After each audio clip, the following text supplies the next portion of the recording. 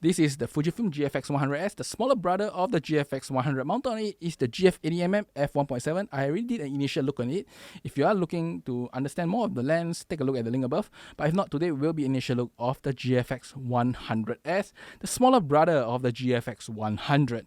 I'm Richard and welcome to ZP Productions, and this is a look of the GFX100s, the smaller brother of the GFX100, carrying the same sensor and even IBs in a much smaller body and also a much affordable price tag. Now, the GFX100s is the really compact version of the GFX100. And before I start, I would say thanks to Fujifilm Singapore because they are the one who loaned me the camera and the lens, and I have to return it tomorrow. So I'm just doing the video today and to show you guys what can you expect out of this camera itself. Now, this GFX100s is essentially a GFX100 with a slice off of the grip. Literally slice off the grip, including all the buttons and the LCD and everything, all below the LCD here is sliced off, and that results in a saving of 500 grams. This camera is a lot lighter, a lot smaller, and also the EVF cannot be removed now, so it is a fixed EVF, but it also results in a much smaller space-saving design, allowing you to put an EVF that is a lot closer to the body, and as such very easy to keep in the bag. So the GFX100s essentially is a much portable device that can be carried around a lot easier. And in terms of the weight, because it's now 900 grams, if you mount something like the 45mm or the 63mm, you can actually carry this camera with one hand and shoot with one hand. It's still a little bit heavy, compared to many other cameras, but it can be done. Of course, with a GF80mm, that's not very good to do because it is still about almost 1.8 or 1.9 kg is still quite heavy. But if something like the 45mm, you can probably hold with one hand. Now, the GFX100s is very similar in every way compared to the GFX100. Other than not only this, the size itself, in fact, it also keeps the big LCD, the buttons, and now, rather than having that dial that changed from movie to, I believe it changes from movie to stills and then to multi-shot, and it has a button on top that you can press. Now it has changed to a proper mode dial, and it comes with 6 custom functions. So you have C1 to C6 on this dial here, C1 to C6, and then the usual APSM. That is all on this dial here. So it's a lot easier and more intuitive to use this dial than to use that button to press and change on the menu. So I would say that is a good thing. And then switching between movie and stills is now a little switch in the front here rather than compared to the GFX100, which is turning that whole big dial on the top of the camera itself. What happened is that the drive button on the top has been shifted to the back. Now the drive button is next to the bin button. So there is a drive button here, and the drive button used to be on top for the GFX100. Now, in terms of buttons, that's where we have to talk about. The buttons essentially is quite similar. So anything from the joystick down is the same. The one button from the thumbstick here has been moved to the top. So now there's one more button at the top that you can use. And then pretty much everything else is quite similar in every ways. Now, when it comes to actually handling in the field with this, the number of buttons is quite limited. Because all the buttons behind are already labeled, they are quite essential things like AF on, AEL. So if you use things like that, pretty much the amount of configure button is probably like 1, 2, 3, and 4, I believe. There's only like 4 configure buttons on this camera here, and maybe 5, one in front. So there's only 5 configure buttons on this camera. It is very, very little, if you ask me. So if you are the type that like to have instant access to things like white balance, simulation modes, I mean simulation mode as in preview simulation, not just normal simulation. Because if you are a guy who go into the studio and leave the studio, then you have things like preview of exposure and remove the preview exposure so they can shoot properly in the studio itself. And then of course you have things like white balance, you have things like face detection, all the kind of functions that normally you map to buttons. The lack of buttons on the GFX100s may limit your choices, and you have to dive into the Q menu to do it, which is not, I would say it's not very hard, but not intuitive in nature if you ask me. So if you are the type that want to set things very fast, press a button and get to the menu itself, the GFX100 is still a better choice than the GFX100s because of the lack of buttons. In fact, the amount of buttons lost if you take up the GFX100, you count the total amount of buttons lost is like 1, 2, 3, 4. There is 4 buttons here. 1, 2, 3, 4. And then you have 2 buttons in front, 5 and 6. And then you lose 1 button at the bottom here, 7. So if you buy the GFX100, you are literally purchasing 7 more buttons for your camera itself. And then you also purchase for 1 more small little LCD at the bottom here, which can be used for many purposes, like showing exposure settings and stuff. So I think that the extra grip with the buttons and the small little LCD below may actually justify the cost of a GFX100, just saying. So the loss of button is one of the downsides of having a smaller body and not having a direction pad at the bottom here. So that is one of the downsides of this camera itself.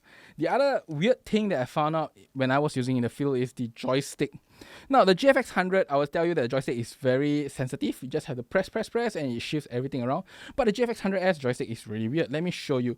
Now, I don't think you can probably see on the screen, but let's hear the sound that the camera makes and you will understand what I mean.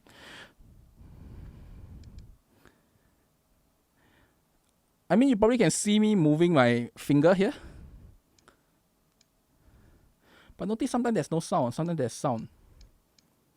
Whenever there's sound means that the camera has recognized your finger movement and therefore it's moving the AF point. But when there's no sound means the camera did not recognize your movement of your finger itself. What I'm trying to show is actually the joystick has a tactile feeling that when you press down, you can feel it's like a button press. You can feel that the joystick is being pressed down.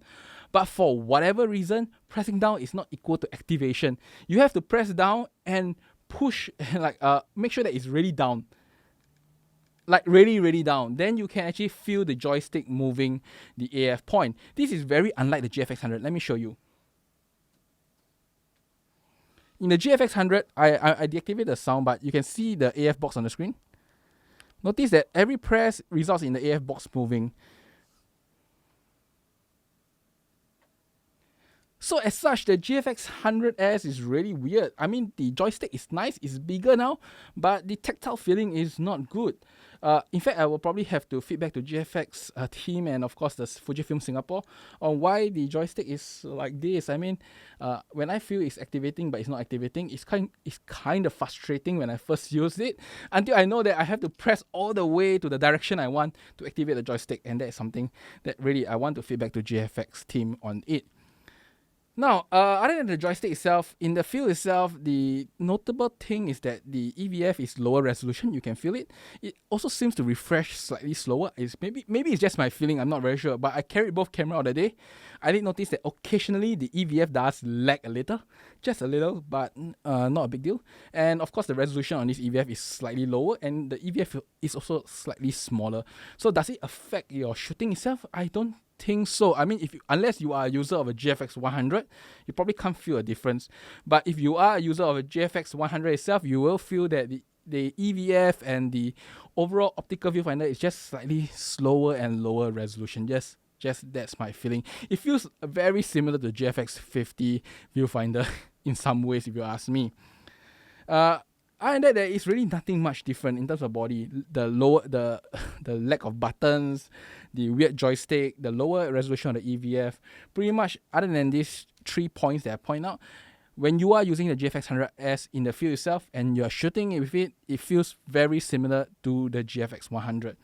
Now, there's one more thing I want to cover is that the autofocus itself. I don't have a video here to show you, but I did feel that the autofocus here, at least in terms of eye detection, feels a little bit quicker. Maybe it's a firmware, I'm not too sure. Or maybe it's a placebo effect because it's a new device. But it just feels like the latching on the eye and the maintaining of the IAF feels a little bit more, I would say, stable on the GFX100S. I'm not very sure till the final production unit comes to my hand, because this is still something of a editor sample if I'm not wrong. So I'm pretty sure this is also a final production unit, but the firmware itself may have some upgrades by the time this is launched. So I do not want to have judgment on it, but it feels that the AF is slightly faster than the GFX100. That's something to talk about. I mean, if you're buying the camera itself. Okay, and as I said, this is the initial look of the GFX100S. And I'll tell you that as from the handling standpoint, it is a lighter, smaller, and easier to use camera. But because of the lack of buttons, the weird joystick, and the lower EVF, if those things are important to you, especially if you want to tilt EVF, you want to have vertical grip, you need the buttons itself, you want a more responsive joystick, the GFX100 may be a better deal than the GFX100s, especially a second-hand version of the GFX100. And if you need the ability to power it through like V-Lock battery rather than USB-C, the GFX100 does allow you. Let me show you the port.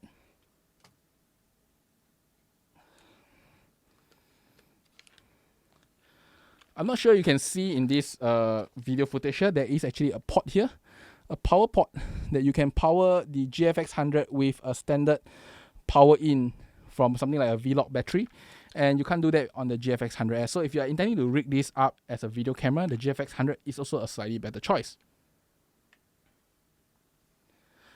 Now there's also one more thing I want to cover, I just remembered, is that the battery on this GFX100 is a brand new battery. This is a battery used in the XT4. It is actually more power, I believe more power than the GFX100, and does claim to give you more shots per battery. I didn't really use until the GFX100S run out of battery, so I'm not too sure. But most importantly, this battery is a lot cheaper, I believe, because the original GFX100 batteries were like, what, 200 Sing dollars per piece or 150 USD per piece. I think this is slightly cheaper if I'm not wrong. When I can find the image, I'll just put it in this video here.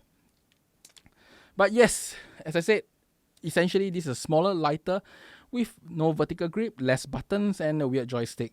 And pretty much this is the GFX100S. It still has a very, very, very fantastic sensor.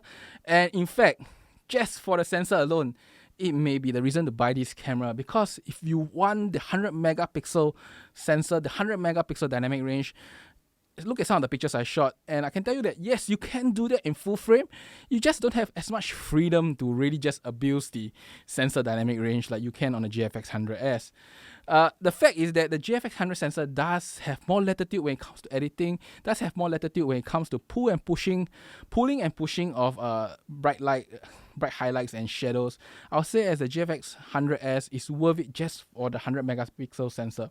And let's not forget, this camera itself is going to be selling at 5,909 USD, around 6,000 USD then, and I'm guessing when it comes to Singapore about 9,500. So 9,500 versus 15,000 Sing dollars for the GFX100, or 10,000 USD. You're saving $4,000 for the grip, the button, the EVF, the tiltable capability of the EVF, the ability to power the GFX100S through an additional power socket. But what you get is a smaller, lighter body that may be a lot more usable to many people out there, and it's definitely a lot more portable. In fact, if I'm going to travel, the 100S is a way better camera than the 100. But that being said, without the vertical grip, when you are shooting with heavy lenses on the GFX system, it's a little bit hard, if you ask me. Now, this camera here has mounting points. I noticed that there are securing points that actually shows that there may be a possibility of a grip. But when I was looking at the battery compartment here, I can't see how this latch can be removed, because usually there is like a thing that you can pull and push here, but I noticed that there is none that is easily accessible. In fact, there is, I think, one, but you need to use a clip to do it. So I don't think that this hatch here is meant to be removed. As such, I don't think a grip is ever coming for the GFX100S. And that's my thought, because really, I was looking high and low whether this hatch can be removed. It seems that there is a button to press, but it's not like something that can be accessed without having extra equipment. So it's not something that normally you see in most cameras that can put grips, that the thing can be easily removed. So that's probably it really. And not only that, if you notice at the bottom here, there is no data port. There's no data connectivity port. And if you actually look in the compartment inside, I'm not sure, I don't think you can see it, but there's also no data connectivity port. So pretty much, this camera will never have a grip. That's my thought process. Because there's no connectivity, the hatch cannot be removed, this camera will probably never have a grip. So people who are thinking that maybe Fujifilm will launch a grip because they feel like helping the people, probably not, because there is no data connectivity port and there is no way to remove the hatch. And that's about it for the GFX100S. Still, as I say, $4,000 for that loss of a few items. If you can take it, the GFX100S is for you. And not only do you lose things, I mean, you gain by having a smaller body, a lighter body, a better battery, a cheaper battery, and a much more streamlined design that you can easily keep into many camera bags that are much smaller. The GFX100S requires you to at least have a camera bag that can put something like a 1D, while this guy has about the same footprint as R5, which makes this something that you can carry anywhere, put in any bag, and still be able to take your photos. And in fact, in the end of the day, photography, no amount of camera is useful until you can take it out, and the GFX100S definitely is something easier to take out than the GFX100. And that's pretty much it for today's review. I hope you enjoy this. I mean, there is a lot of talking and thinking because the 100S is so similar to the 100. In fact, if you ask me personally, I will probably not buy the 100S because I have the GFX100. But that being said, I'm a GFX user and I'm excited for this camera still because something smaller, lighter significantly, and as long as I can get used to the menu design, the amount of buttons available, I'm sure that this guy will perform as good as the GFX100 in almost any situation I shoot at. I mean, if I want a more responsive camera, I will buy a R5, which I already have. If not, the GFX100 is ready for me to do slow production work, which I can afford a little bit more time. That's about it for today's review. I hope you enjoyed this, and I will see you next time. Bye-bye.